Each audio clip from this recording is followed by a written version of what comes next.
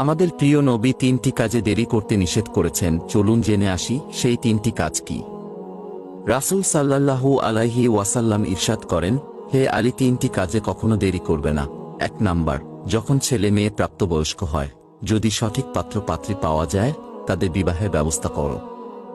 ছেলে মেয়েদের যত তাড়াতাড়ি বিবাহের ব্যবস্থা করা যাবে, ততই তারা ব্যভিচার জিনাহ থেকে বাঁচতে পারবে।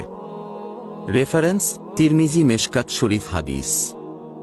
হাদিস নং 605। 2 নাম্বার, যখন নামাজের সময় হয়, সঙ্গে সঙ্গে নামাজ আদায় করা উত্তম। মহানবী সাল্লাল্লাহু আলাইহি ওয়াসাল্লাম বলেন, নামাজের প্রথম রাকাতে আল্লাহর সন্তুষ্টি এবং শেষ রাকাতে আল্লাহর ক্ষমা রয়েছে। 3 নাম্বার, জানাজার নামাজে দেরি করবে না, কেননা মৃত ব্যক্তি যদি জান্নাতি হয়, তাহলে জানাজায় দেরি করার দ্বারা জান্নাতের নিয়ামত থেকে তাকে বঞ্চিত রাখা হলো, আর যদি মৃত ব্যক্তি জাহান্নামী হয়, তাহলে তাকে জাহান্নামের শাস্তি থেকে